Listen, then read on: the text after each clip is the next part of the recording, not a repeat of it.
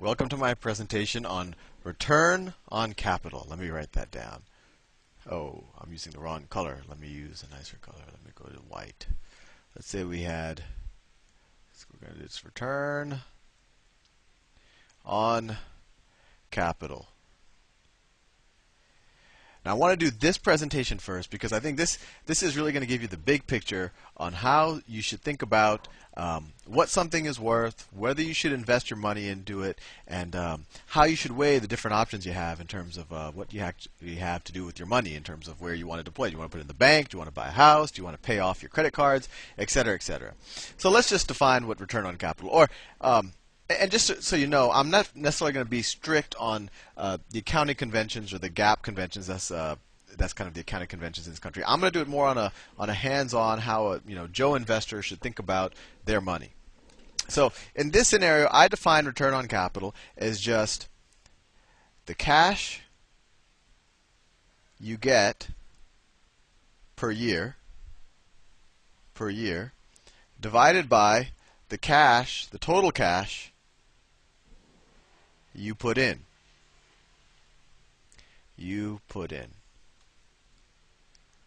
And well, I don't want to just say cash. We could say there's other ways to measure return, but actually let's just keep it simple. Let's just say cash.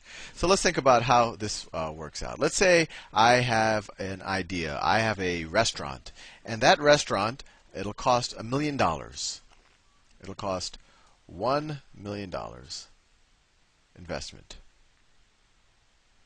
in this restaurant.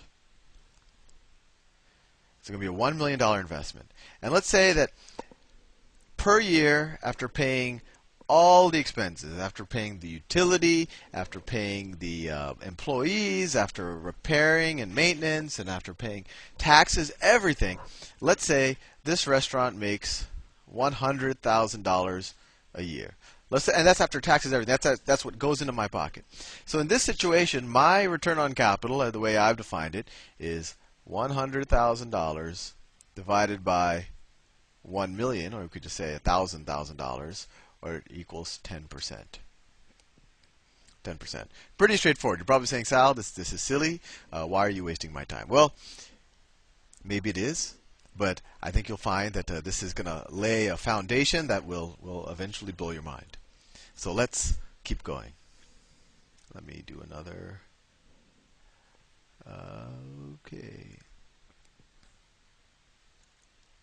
Okay, so I said the restaurant. Let's make it a pizza restaurant. So let's just say the restaurant return on capital is equal to 10%.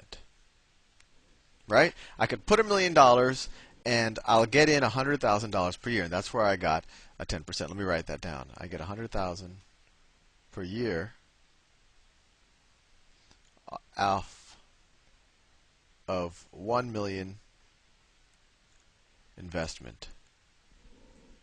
Now that's one project, and let's just say I know for sure that I'm not gonna factor in things like risk and probabilities just yet. Let's just say for sure I know that if I put my money here, I'm going to get 10% on my money. And let's say the other option with my money is a beauty parlor. Beauty parlor. A beauty parlor. A beauty parlor. And let's say that also costs $1 million. Let's say that also costs $1 million. Well, and this beauty parlor gets me $50,000 a year. $50,000 a year. I think it's very obvious to you already which investment you would rather invest in, because the return on capital on this beauty parlor is only 50,000 divided by a million, or 5%.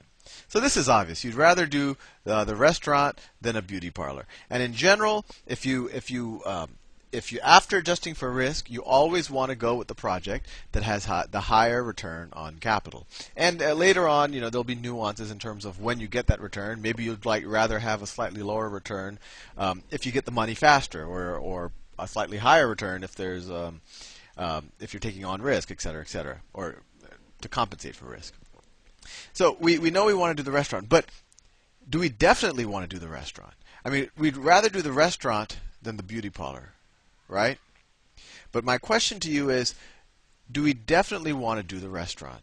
And this is where the return on capital becomes interesting, because what matters before we put the money into the restaurant is to think about what the cost of that money is to us. And this is what I think will be a little bit of a new concept to you. So I'm going to introduce you now to the notion of a cost of capital.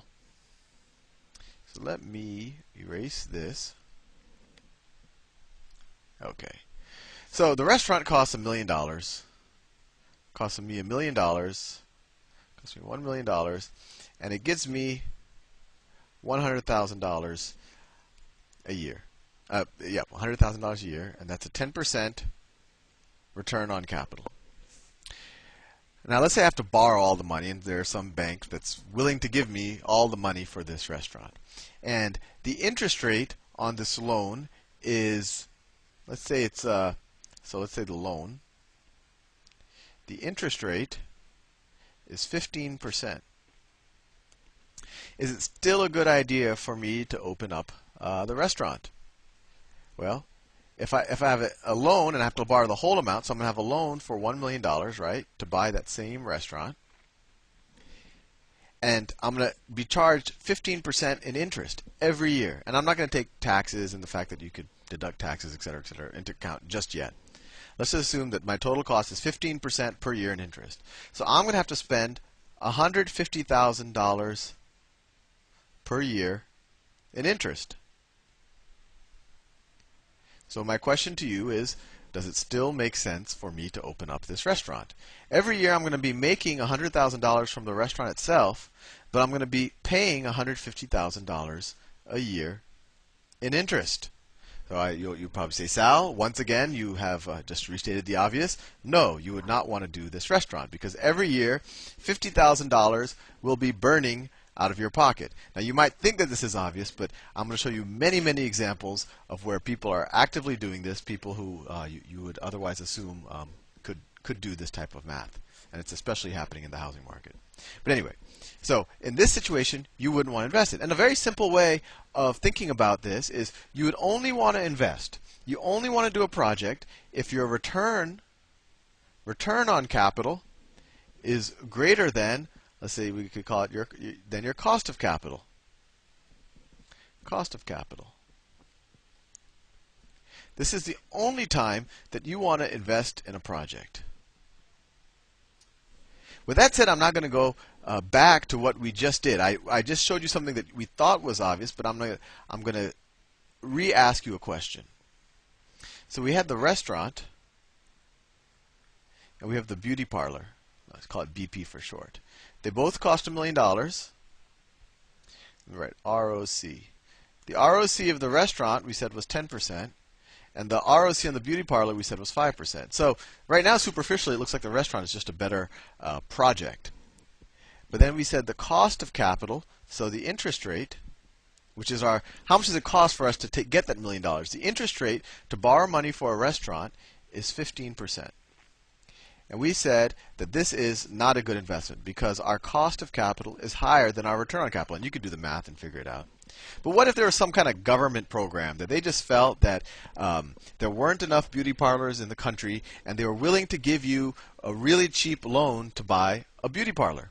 And the government program, they said, we're going to give you a low interest loan of 2%. So my question to you is, now which project would you rather do? Superficially, it looks like the restaurant was better. You get a 10% return as opposed to a 5%. But your cost of capital, the interest rate you would have to pay on a loan for the beauty parlor, all of a sudden looks a little bit better.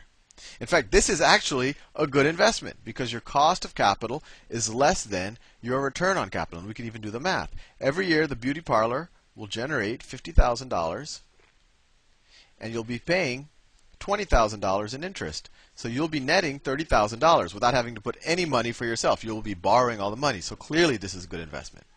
So that's it now for the intro on return on capital and cost of capital. And my next presentations, I'll go into a little bit more detail and do a few more nuanced examples.